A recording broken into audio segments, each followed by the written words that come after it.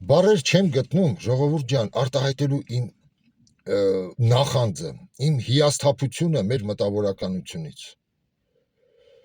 Երևի տեսնում եք այս աղջկա նկարը, էլի, այս, լսեք, ես ցավով եմ ասում, որ այսօր մեր մտավորականության, կարելի ասել, գերակշռող մեծամասնությունը 98% ասենց, նույնիսկ այս աղջկա այդ միջադիրը անգամ չարժեն,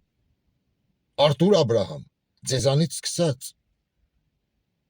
Հիմա նայեք, ձեզանից շատերը Հայաստանում եւ արտերկրում ծանոթ չեն, սա Ռուսաստանի հայությունը կիմանա կճանաչի այս աղջկան, ես եւս չէի ճանաչում։ Նա տասնյակ հարյուրավոր միլիոնի հասնող դիտումներ արդեն ունի, նրա այս բարձրացած ալիքը, նրա այդ մակարդակով եթերները, այդ խոսքը ուղված իշխանություններին Ռուսաստանի։ Ու որ լսում ես Մարդ, որ Instagram-ից է, հասկանում եք, ես յան չեմ ճանաչել, չեմ էլ հետևում ես ձևի մարդկանց, ինձ հետաքրքիր չեն, էլի, բայց որ տեսա ու հետևից տեսա Արտուր Աբրահամի մգնիկությունները Նիկոլի առջև, այնտեղ կար Քոչարյանին, այնտեղ Սերժի ժամանակվա, ասենց կադրեր, ասում եմ, լսեք, այս լացս գալիս էր, հա, մանթո ես, մանթրաշ ես, որ դեսեր այս վիճակում ենք մենք։ Ես հիմա մի բան պատմեմ, տեսեք, սա ավելի արմատներով հին պատմություն է, մեր այս դեգրադացված մտավորականության տեսակը, էլի։ Հիմա կասեք, մեռած մարդուն ես կպնում, բայց ես հիշում եմ 2008-ի ցույցերը, ով չի հիշում, դա հենց այդ ժամանակն էր, որ Քոչարյանը իշխանությունը հանձնում էր Սերժ Սարգսյանին, եւ Լևոն Տեր-Պետրոսյանի այդ ցույցերն էին։ Ես էլ միշտ պատրաստ եմ եղել այսպես միջոցառումներին, որ ներկա լինեմ։ Ուրեմն Սոս Սարգսյանը մի սիրված մարդ էլի, որ մեր համար դա մեր ձորի միրոն էր, լսեք, մեր նահապետն էր, լսեք, մեր մեծերից էր էլի։ Մեզ դատապարտեց ու քննադատում էր, որ մենք հավաքվում ենք օպերայում եւ բարձրանում արձանների գիրկը նստում էլ, այնտեղ Սպենդիարյանը ու Շահումյանի, Սպենդիարյաններ ու բանը, Թումանյանի արձանն։ Ու Լևոն Տեր-Պետրոսյանը շատ լավ պատասխանեց Սոս Սարգսյանին, ասելով, մենք գոնե նստել ենք մեր մեծերի գիրկը, էլի, բա դու նստել ես Սերժի ու Քոչարյանի գիրկը։ Այդ օրը, նայեք, Սոս Սարգսյանի կերպարը ինձ մոտ փլուզվեց, այդ մարդը դարձավ իմ համար, գիտեք, մի ողորմելի կերպար, էլի, էլ ձորի միրոն չէր։ Ու որ մտածում ես, ախր Սոս Սարգսյան, դու կայացած արտիստ, հարգված, սիրված, ինչը դեր պակաս, որ այդ բառերը դու գրեցիր ու հայտարարեցիր, էլի։ Ու չդատապարտեցիր մի քանի օր հետո մարտի 1-ի ջարդը, չդատապարտեցիր Ռոբերտ Քոչարյանին ու Սերժ Սարգսյանին այդ սպանությունների մեջ։ Մարդ, որ կերտվել էր խորհրդային միության արժեհամակարգի ժամանակ, ինչպես եւ Ալլա Պուգաչովան եւս։ Դրա համար ստեղ ով է մեղավորը, ջհուդն է մեղավոր։ Ալլա Պուգաչովան տեսեք, թողեց իր ամեն ինչը, իր ունեցվածքը, պալատը, գնաց, լքեց երկիրը, որ կարող է մահանալ ընդեղ ու էլ չտեսներ, բայց չդավաճանեց իր արժեհամակարգին, իր գաղափարներին, ինքը իրեն չդավաճանեց, իսկ Սոս Սարգսյանը, նույն սերնդի մարդ, կարելի ասել, նույն ժամանակահատվածի, կանգնում էր այս ձևի բառեր ասեց։ Հիմա, երբ մարդու տարիքը ավելի տարիքի հետ դու ավելի ուրիշ ձև ես նայում, էլի ամեն ինչին, որտեղ է սրա, պատճառը որտեղ է։ Մեր մտավորականներից մի շատ հանճարեղ ու շատ խելացի, շատ հարգված մարդ, ում հետ ես ձեզ կծանոթացնում եմ հոլովակի վերջում, մի սենց խոսքեր ունի, ասում է, արտիստը, մտավորականը, դա կապ չունի, մշակութային գործիչը դրանք այն մարդիկ են, այն թելն են, որ հուսում են հասարակությունը, շատ ճիշտ բառեր։ Իսկ ովքեր են հուսել մեր հասարակությունը, ժողովուրդ, ովքեր են այս արժեհամակարգը ձևավորել մեր մոտ, մեր այլասերված մտավորականությունը, ում ենք այսօր լսում, ովքեր են, ինչու չեն դատապարտում, լսեք, այս ամեն ինչը մեր մտավորականները ազնիվ ձևով, ժողովրդի կողմից, չէ, լինի ինչ-որ մեկը գնան կողքը գովքը անեն, տեսնում եք, Սամվել Կարապետյան, լսեք, մարդ, որ ես այդ մարդուց բառել չեմ լսել նրա, փող, դուք տեսեք, փողի կողքը ոնց են գնում են սոված, ինչ շներել չասես էլի, սոված են, առնետների պես հավաքվել են, Ես ազնիվ եմ խոսում, լսեք, ախր չկա այնտեղ գաղափար։ Չկա գաղափար Նիկոլի կողքը եւս, որ մկնիկություն էր անում Արտուր Աբ รา համը։ Ես այս աղջկան տեսեք վիրավորեցին։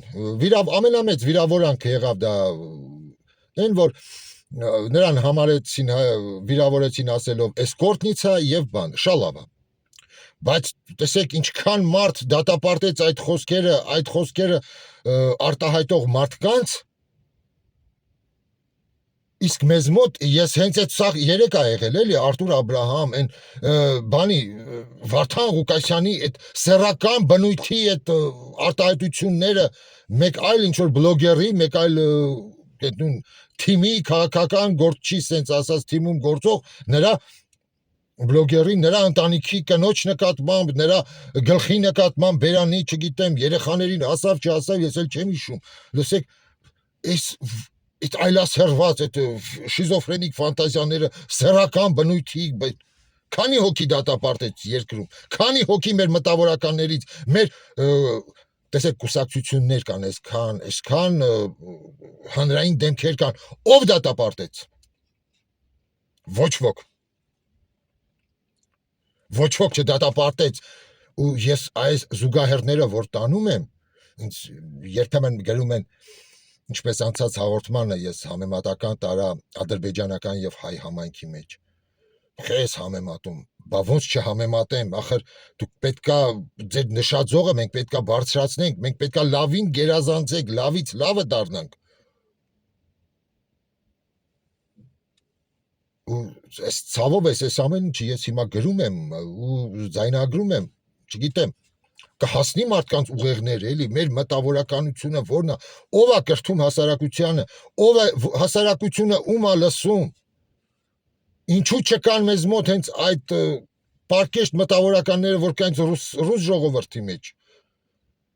Դա բազմազգ երկիր է, տարբեր մարդիկ կան այստեղ, տեսեք, սա միայն սլավոնական չընդունեք, սա ընդհանուր, սա մշակույթ է, որ ձևավորված է Ռուսաստանում, իսկ մեզ մոտ թամադայությունն է, տեսեք, սա է մեր արժեհամակարգը։ Հանկարծ բան չլինի, որ կանչեն ինձ դա իրանց խաշի սեղանին թամադա, փողը դնեն գրպաններս։ Գնամ դառնամ պաշտպանության նախարարի հարսանիքի քավորը, որ հետո կերպարանավորեմ բան վերջին սպարապետին, այ մեր մակարդակը սա է։ Ու դուք ուզում եք դուք այստեղ այս մտնոլորտում դասարակվի նորմալ հասարակություն։ Երբ եթերները դու տեսնում ես անմակարդակ, լսեք, նայում ես ու արդեն խելագարվում ես, էլի խոսում են Աստծուց, սատանայից, որ հայը պետք է ների վերջը տա, հետո գալիս է կողքը խոսում է, ռենջս ուտես, ինչ որ մի հատ, որ համեմատում ես այս աղջկան ու նրան իրար հետ, ասում ես, այ մակարդակների տարբերություն, էլի։ Ու նստում է մի հատ տարիքով մտավորական ու լուրջ դեմքով լսում է տապուշությունները ու քարոզում ժողովրդի մեջ։ Համլետ Ղուշյանի նկատեմն է, տեսեք, ես անուններ տալիս եմ։ Ու ավելի խորացնում ու այդ մարդկանց դեգրադացիան ու ավելի աճեցնում, զարգացնում։ Տեսնենք, կդատապարտեն արդյոք նույն հենց Համլետ Ղուշյանը, Վարդան Ղուկասյանի, այս այլասերված բառերը։ Ախր մեկը պետք է խոսա, լսեք, խոսացեք մտավորականներ, թե ձեզ պետք է վճարեն, որ դուք խոսաք։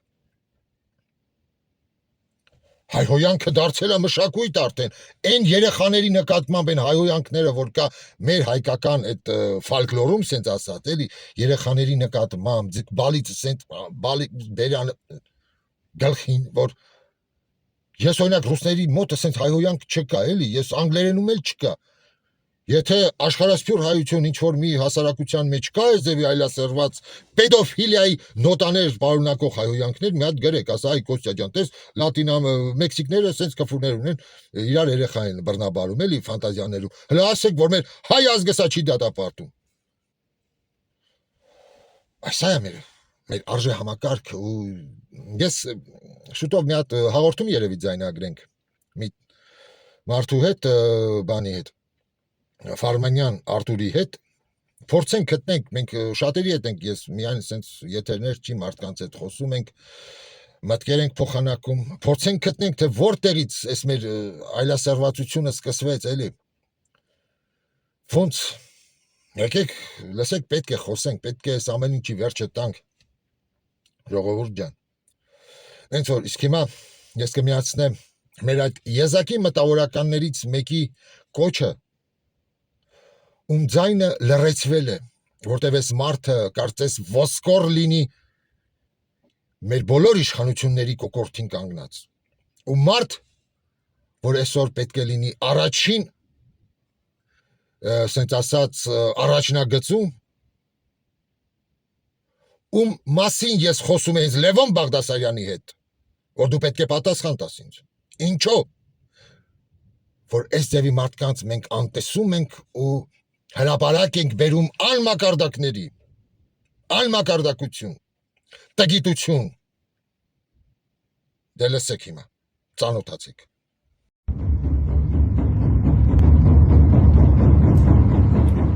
Բարև ձեզ հարգելի Հայաստանի, Արցախի, Սփյուռքի և ազգային փոքրամասնությունների հասարակություն։ Ես Հայաստանի Հանրապետության քաղաքացի Արտաշես Ալեքսանյանն եմ։ Արցախյան և ապրիլյան պատերազմների մասնակից, Սև Հովազ ջոկատի մարտիկ, Հայաստանի Հանրապետության վաստակավոր արտիստ։ Պարգևատրվել եմ Մշակույթի նախարարության ոսկե և Պաշտպանության նախարարության գարեգին նժդե մեդալներով և այլն էլ չթվարկեմ։ Ինչու եմ թվարկում, ինչու եմ ասում, որովհետև լինում են մարդիկ, երբ մտածում են, որ այս ելույթից կամ այս ելույթի ժամանակ կամ այս ելույթից հետո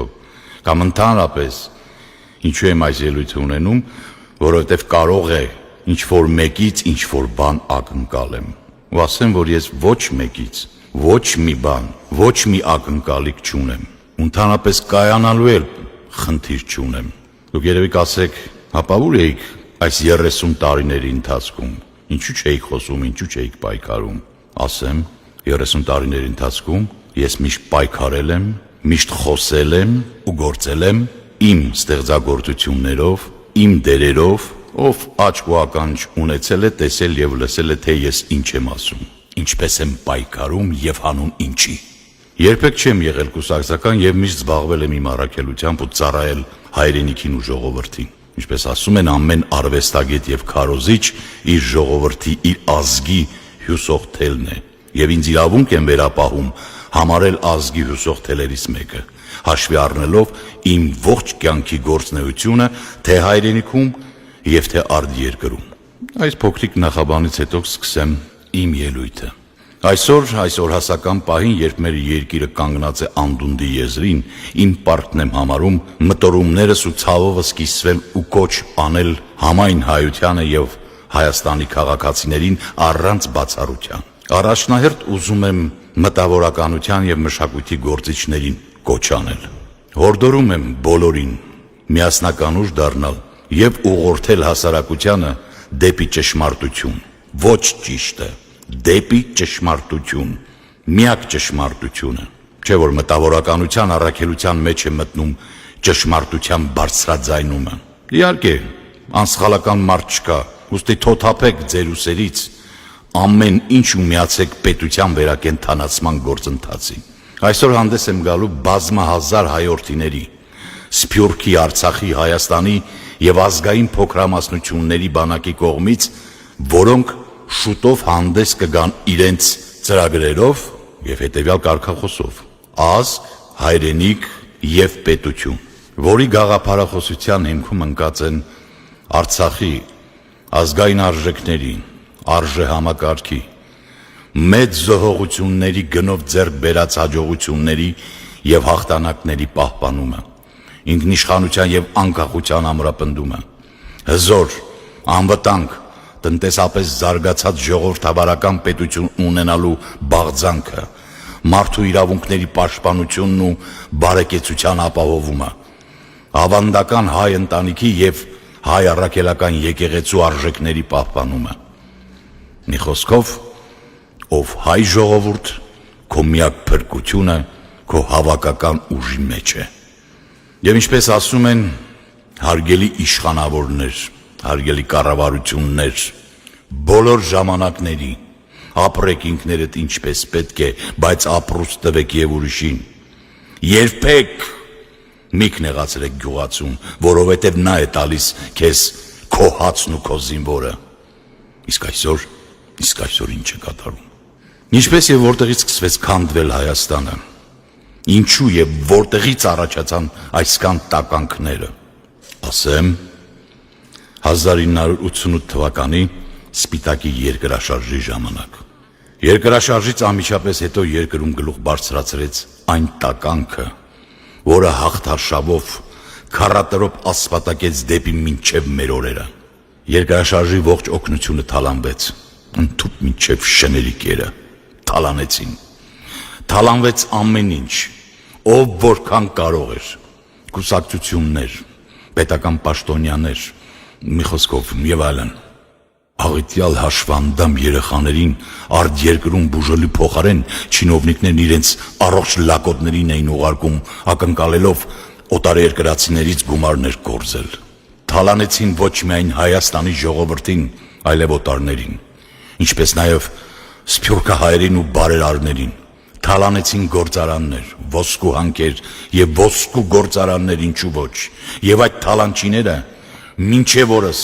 թալանողները ստացան անձեռնամխելիության մանդատներ եւ սկսեցին վաճառել ռազմական նշանակության ոլորտները, երկրի ընդերքը, ժողովրդի ու սերունդների ապագան, գողացան հայի հավատը, բայց չիմանալով, որ հայը երբեք չի վերանալու այս հողագնդից, քանի գոյություն ունի այս գունդը, եկու որ ցայը գնդե անկյունում կստեղծեն նորից փոքր մեծ Հայաստան, իր գրերը նորից, աղոթքները սուրբ, թատրոնն առաջին ողջ հողագնդում։ Հայի ոգին անկոտրուն է, հայի ոգին անկոտրուն է եւ ոչ թե դուխը։ Թշնամիները կան ու կմնան, կամ կրկին կգան 40,000 կտոր լինելու համար, մենք էլ 40,000 անգամ 40,000 կտոնենք մեր հաղթանակը մշտնջելական։ Եվ որ մնաց ճշմարտությունը։ Եվ այդ 30 տարիների հանցագործությունները անտեսվեցին եւ ոչ մի իրավական գնահատական չտրվեց։ Այնինչ պետք էր բոլորին հանձնել ժողովրդի դատին, համաժողովրդական դատավարության։ Հավատացեք, երկրում չի կարող փոխվել կյանքը, քանի դեռ այդ հանցանքներ գործողները անպատիժ են եւ շարունակում են իշխանության վերի օղակներում գործել։ Ինքնախաբեություն է հավատալ մարդու, որը ուղղորդվում է հենց այդ հանցագործների թելադրանքով, որոնք երկիրը հասցրեցին այս վիճակին։ Բայց ապագա ունենալու համար պետք է համարձակություն ունենալ, նայել ճշմարտության աչքերին։ Բայց ապագան չեն գնում թալանչիների, հանցագործների ու ոչրագործների հետ ձեռք-ձեռքի տված։ Այսօր արդեն պատրվեց բոլորի դիմակները 1988 թվականից մինչև մեր օրերը։ Իհբեր մեր դարավոր թշնամիները դարերի ընթացքում ջանք ու եռանդ չէին խնայում հայազգին մասնատելու, սակայն այդքան արդյունքի նրանք չէին հասել, որքան վերջին 2 տարվա ընթացքում։ Այսպիսի ոխերիմ թշնամություն, ատելություն միմյանց նկատմամբ երդվում են պատմությունը չի հիշում։ Շնորհիվ այսօրվա օտարի երկրագործակալների, որոնք ցավոք սրտի որոշում են պետության եւ հայ ժողովրդի մի ամբողջ ազգի ճակատագիրը։ Եվ դա մեր թուլության պատճառով, մեր հավաքական ուժի բացակայության պատճառով։ Ինչ եղավ։ Հայեր ինչ եղավ, թուլցակ, ապա մի ուղվեք, կռնակներդ շտկեք ու առաջ գնացեք։ Սա ինչ բաժանում է, ինչքան կարելի է շարունակել ու ինչքան է շարունակվելու։ Եթե այսպես շարունակվի, մենք գնում ենք դեպի ինքնաոչնչացման։ Սա ինչ ծայրահեղության կոչեր են, ինչ զոմբիացման երևույթներ։ Բավական է հայոյանքներով ու վիրավորական խոսքերով մեկնաբանություններ գրեք եւ ելույթներ ունենաք։ Բարերով կոչ եք անում սիրո եւ համերաշխության, բայց գործով ատելություն եւ վրեժ։ Հների վերադարձը ես չեմ ցանկանում։ Հավատացեք, չեմ ցանկանում։ Հներ եւ նորեր, հային ձեր նմաններն են դարձնում անարժան։ Իրավունք չունեք դուք մարդ կոչվելու։ Մենք էլ իրավունք չունենք ձեզ երկիր տալու։ Յուրաքանչյուր ոք իրավունք ունի իր ներդրումն ունենալու պետության կայացման գործում։ Հիշեք, որ աշխարհի կյանքում անփոխարինելին մարդիկ չկան։ Ապրեք, արարեք, արտահայտվեք այնպես, որ տարիներ հետո չամաչեք ու չզղջաք։ Հաջողություն բոլոր նրանց, ովքեր անկեղծ, ազնիվ և ճշմարտությամբ են իրենց գաղափարներով և կատարած գործով իշա Հայաստանի Հանրապետության։ Եվ որպես վերջաբան մեջբերում եմ մեծն Գարեգին Նժդեի խոսքերը։ Մենք պետք է վերջ տանք, վերացնենք մեր միջի, մեր երկրի ներսում գտնվող թուրքին։ Հաջողություն եմ մաղթում բոլորին, ովքեր ճշմարտությամբ կծառայեն Հայաստանի Հանրապետությանը։